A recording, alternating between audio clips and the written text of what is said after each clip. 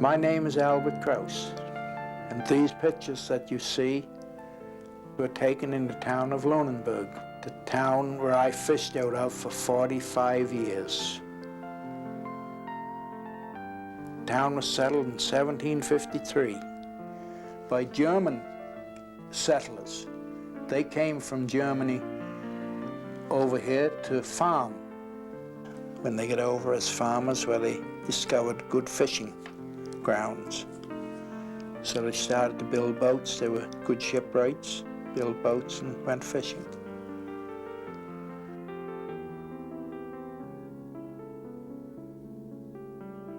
The first year I sailed, it used to be 100 sailor schooner out of this port here alone. 100 schooners, you can figure in 200 and 300 boys every year.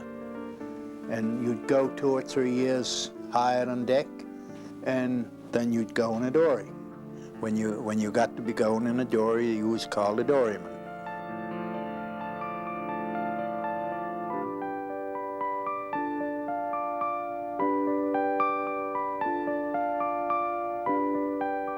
Well, the dories was the heart of the fishing here years ago. If you wouldn't have dories, well, I don't know what. They did go, I think in 1873, they had some kind of boats when they went first, but after that, when they got the dories, that you can, I'm pretty near safe to say that that was the heart of the fishing. That's a dory, fully equipped with everything into it that you'd practically use in the dory. Dories was the main thing, the only way you could catch fish. It was 3 dory shops in Lunenburg when I started. Now it's only 1. They still build the dories the same, yes, here in Lunenburg, as they were always built. That's Freeman Rowland, closest to you, the fellow with the leather cap on. The other fellow is Frank Boardman. Freeman's the boss builder.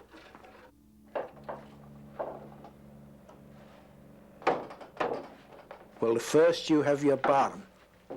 Your bottom is made of white pine lumber, inch or inch and a quarter thick, and it's groove and tongue together. And then the bottom is shaped. They've been using the molds for 60-some years, for sure.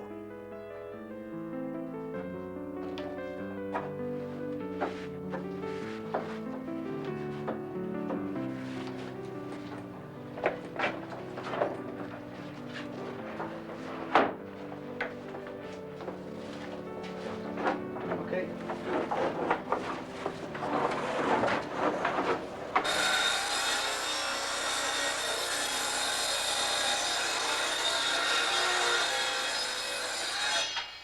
They use pine, white pine, and red pine, and hackmatack spruce ribs.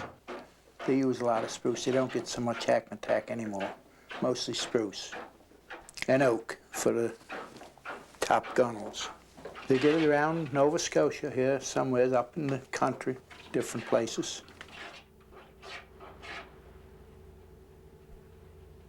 The scull hole in the stern of the dory, it's cut out around, you know, a little round, and then you can scull it. One paddle to scull it. That's for your gunnels of the dories. See, those are hardwood. It's mostly oak. When it's dry, you put that in the water. It soaks it, so then you can bend it easy.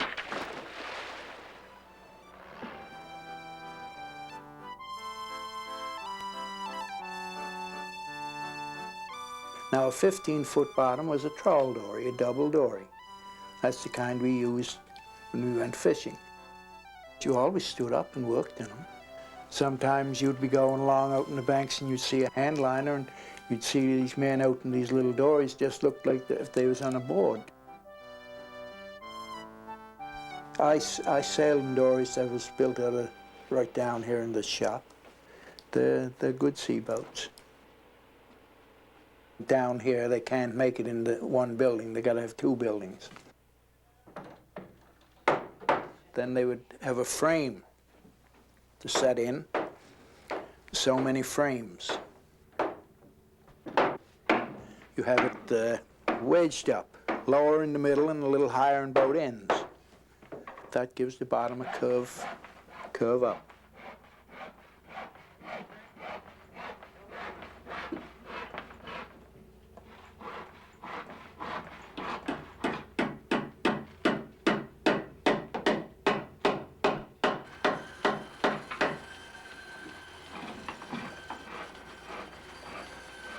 The sawing with the band saw, where they have 20-foot plank.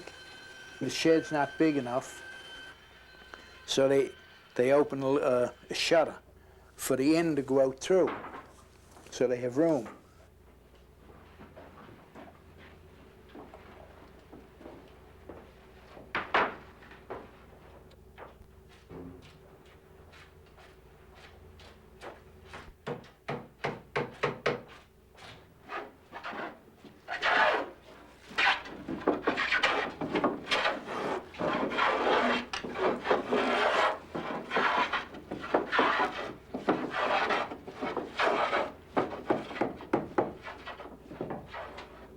The only caulking that goes in the dory is this strand of caulking twine that goes from the stem right down along the bottom streak.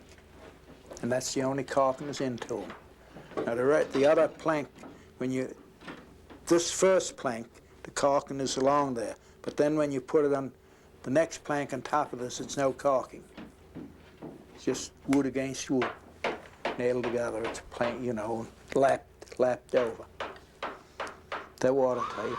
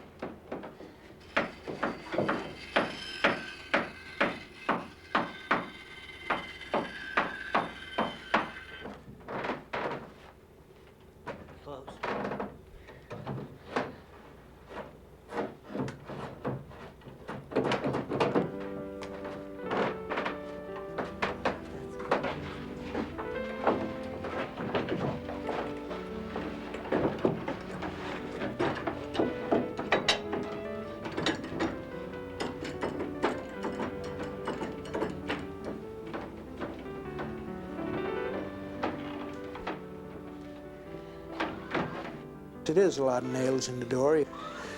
Well, the nails in the streets are about 3 inches apart. And you take on both sides, it's a lot of nails. The ribs where they have in the dories is cut from the roots of trees. They're dug out of the roots, and that's how they growed timbers, sawed out. They're already in shape. A 15-foot bottom dory would carry 2,000 pounds of fish. You'd have your middle place full, and you could put some in the bow and some in the stern if you liked, if it was real fine. They would carry over 2,000 pounds of fish with all your trawl, say with 4 tubs of gear and buoys and anchors and 2 men, loaded to the gunnels.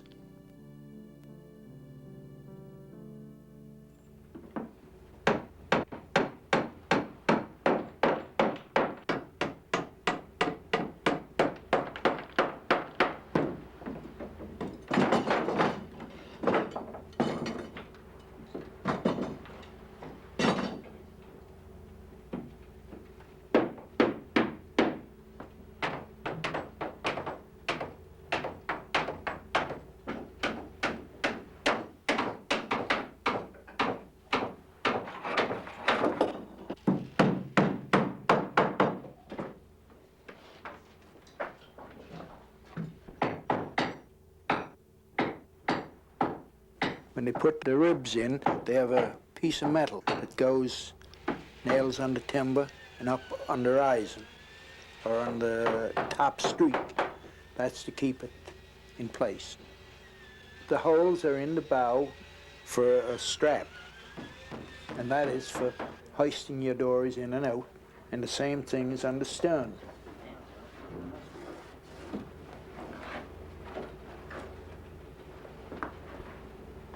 When they have the dory all finished inside, then they turn it up and just plane the edges off and smoothen it up, and from there they start to paint it.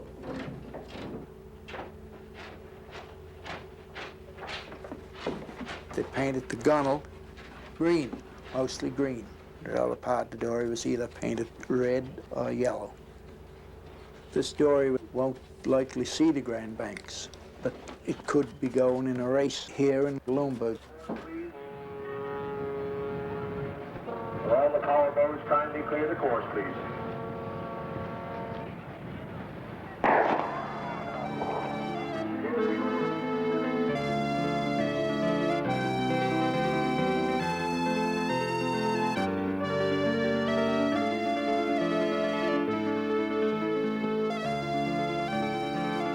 The dory is a real seaboat, and if they're handled right way, they'll live out quite a gale of wind.